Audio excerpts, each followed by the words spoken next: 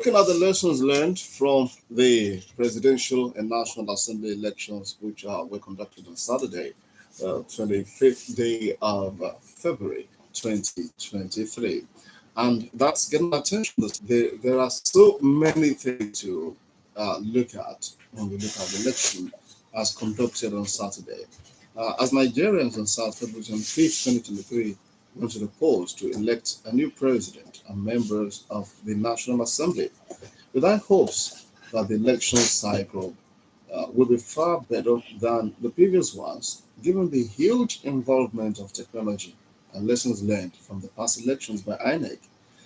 I recall one of the submissions of Mr. President when he was, recalling what he went through, on his journey to becoming the president of the Federal Republic of Nigeria. Okay. He said after he tried to the first time, the second time, the third time, and he lule the three times. He said, but technology came to his rescue at the fourth attempt that INEC introduced technology at that point, and that helped him to scale through.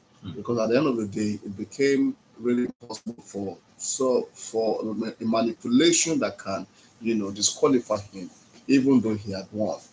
So he gave kudos to technologies being introduced to the electoral process in Nigeria.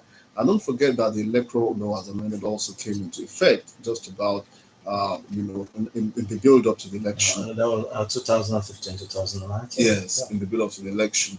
So there were so many initiatives that were brought into the process to ensure that at the end of the day we have almost seamless process. Now, on Saturday, we went to the polls and Nigerians came out, to be part of the electoral process.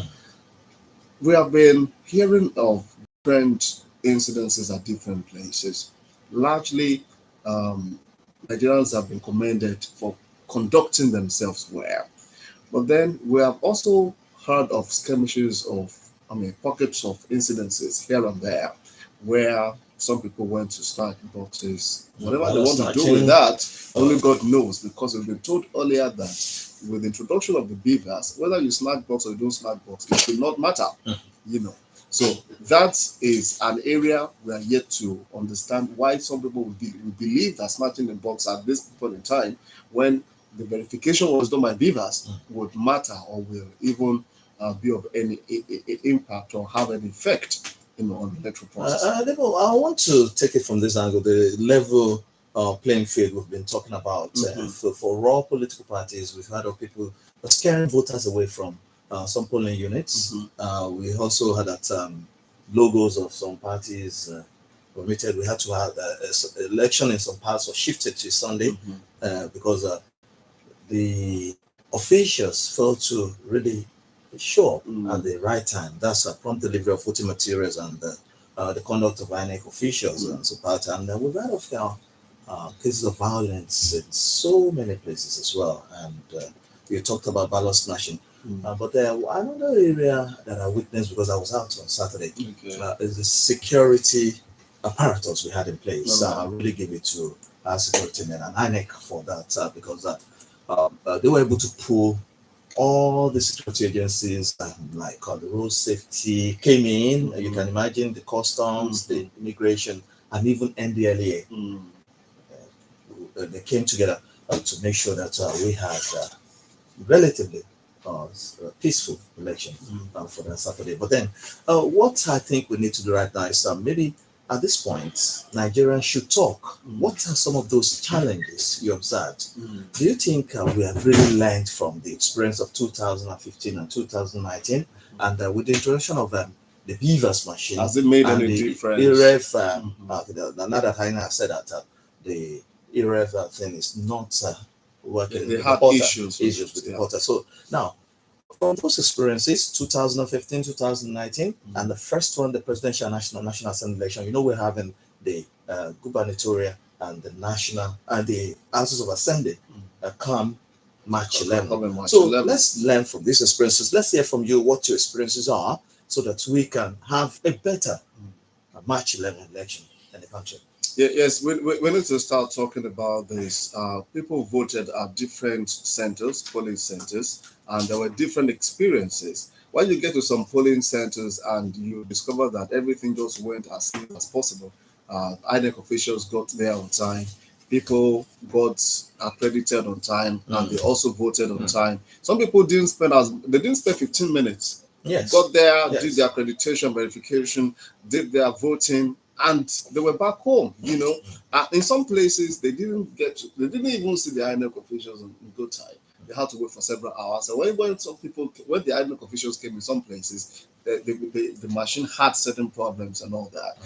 And don't forget that there was a mock election that was conducted earlier to kind of do an assessment of the possibilities of what the challenges might be, so that they can plug those areas before the real election happened. So were we able to do things, in the right way this time around? What did you observe in your polling unit? What happened there? And of course, what do you think can be done better come 11th of March, yes. which is also a couple of days away from now? So what can be done better so that those loopholes can be plugged now, and then we can have a better experience on the 11th of March. The studio line 003437945300343794530. And let's hello, good morning. Hello, good morning. Okay, welcome on board. I'm really active in the last election. I want to share my experience. Go ahead. The Givers device is a welcome one, because the number of affected people must not be more than the ballot paper. So overvoting cannot happen, because once you finish at your polling unit, you have to upload it to the INEC portal. So this is a good one. So I was wondering where I heard that about national song. How can that happen when Givers was there and already can get people, whether your face or your print, then name the face. At my polling unit, we told them to go and check their name, the number, so that you do not be looking for any officers to be looking. So once you mention you put your number, confirm your name, then give us to take your face or your thumbprint, while I will be giving ballot paper to go and vote your preferred candidate. So it went well. So they came in late to my polling unit, but everything went well. Okay. So have a nice day. Thank you very much, Ronse. We appreciate you. 00343794530. And in this part of the nation, we must come in. Okay. All right. Hello. Good morning. Good morning. My name is Julius. I'm speaking from Welcome, Julius. First and foremost, I want to commend the staff of Institute for the work done. Thank you. And I want to appreciate the technology they developed. Thank you. Thank you very much. What is like it's a bit shocking that percentage of products is on the road side. What are we going to do? It's like we are behaving like illiterates. You will see at the end of the day that the 87 million, the number of voters may not be more than 4%. It's bad. We have to complain. And just know what is the meaning of election. Thank you very much. Okay. But Julius, you didn't tell us what happened where you voted. It's gone. Low turnout of voters. That's what you observed. Okay, low turnout of voters. All right. Thank you very much, Julius. 0803-437-9453. That's the number to call this morning. We're doing an assessment of what happened on Saturday during the presidential and national assembly elections. What lessons we can pick from there so that we can plug those in the gray areas against the 11th of March, which is the next round of elections. Hello. Hello. Good morning. Good morning. Hello. Good morning. Welcome. Yes, thank you very much. My name is Anya. Okay, welcome. Calling from where? Yeah, I'm calling from Olusegun. Okay. Now, at my own center where I voted, everything was smooth. I voted at Kenta Open Space Cage. Kenta Itiaba. Okay. Okay. Yeah, so everything went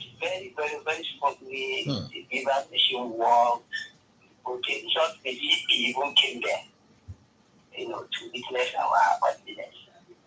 But one surprising thing is that almost all the 764 local governments in the country, there was no single polling unit that uploaded their results that night.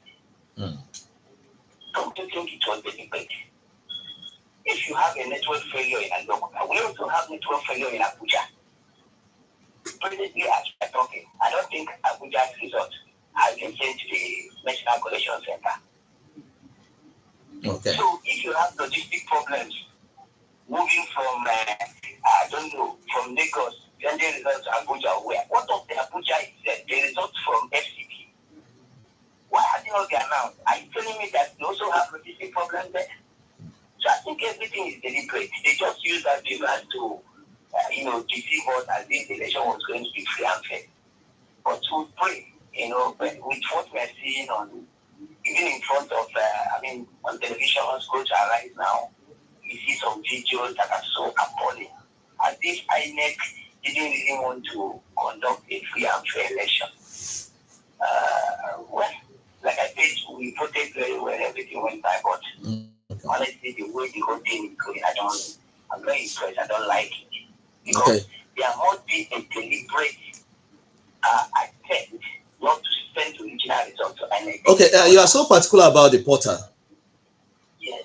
But then before the portal, there are collation centers and where elections are being counted and relate to the people verbally. And does it make any difference? What is the difference? That showed us that at the polling unit, votes will be counted. I was there at the counted of the vote. We recorded it. But the polling officer refused to even bring the result sheet to fill. They started counting the ballot papers again. And so people were like, so the same ballot paper you have used to count the level and all those things. Why are you now recounting them again? We didn't know they were buying time. And it was getting back. They were not even moved. So at the point I had to leave. But they were supposed to upload the result from that unit to INEC portal. So do we need to go to collection center again? I don't need to do that. I think that one is for formality. Okay. The way it works is that you want to get to INEC portal, it will update itself. All right, thank you. Thank you very much. His concern is that we have someone there. Hello, ma'am. Yes, ma'am. Yes, ma'am. Hello, ma'am. Ma'am. Yes, ma'am. Yes, ma'am. Yes, ma'am.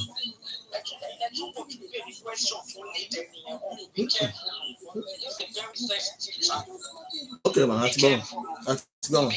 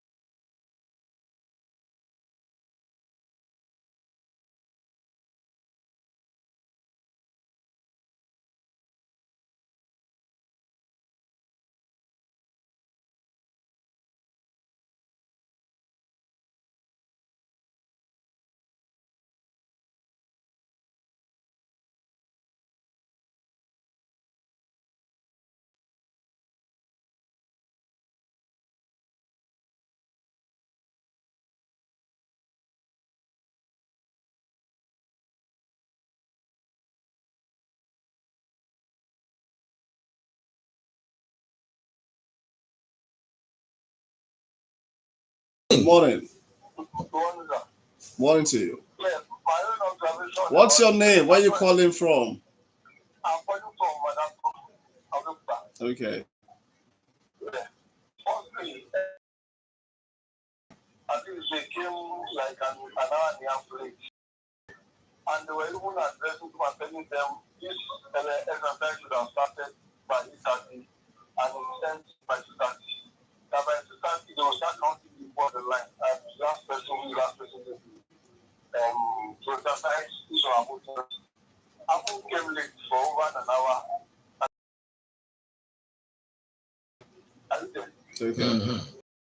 secondly, with the number of voters in my area around 1,000, yes, if I'm not mistaken, so 900, as the registered voters listed on the wall around them.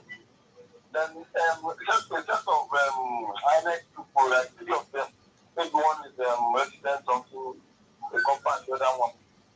I don't know how it's set to do to Adeyinka and attempt to now let people within that 6 hours. Finish them. Okay. So they should try and increase their numbers according to the number of registered voters in each area. Okay. All right. That's all right. That's my observation. Thank you very much. Thank you for calling. You're supposed to sit here and here.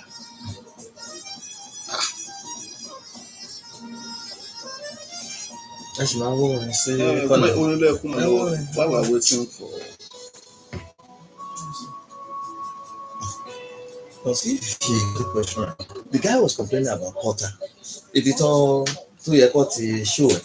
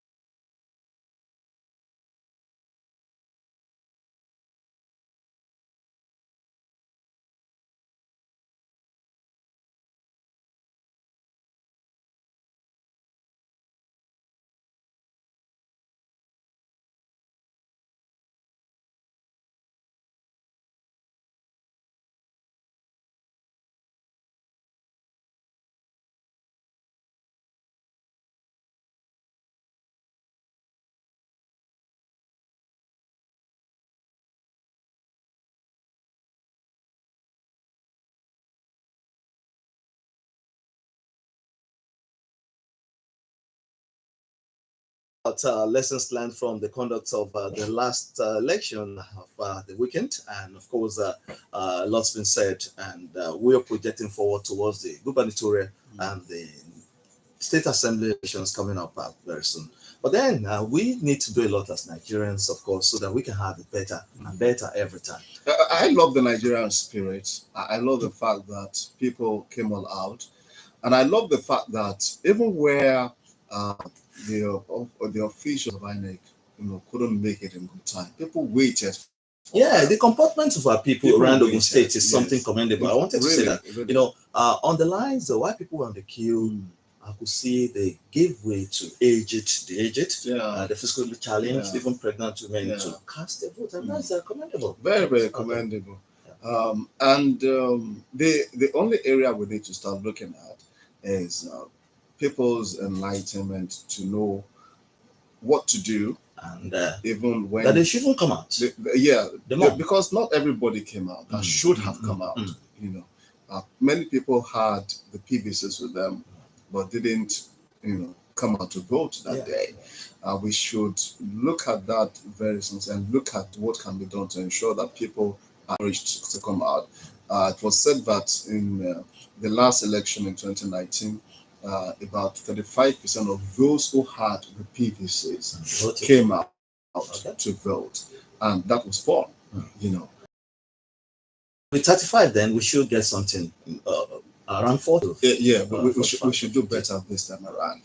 In the previous election in 2015, it was put at about 50-something%, but the last one was about 30-something%. That was poor. So this time around, we should do well to come out more, to make a statement that we want this nation to progress and we want to have a part in the progress of our land. And we can only do that when we are part of the electoral process. Oh, yes.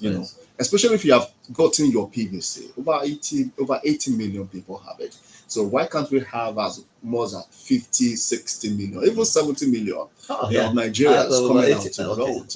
We can make it. So it's all our duty as Nigerians, right? It's 90.5 FM OGBC Monday morning. It's lessons of the conduct of the last election.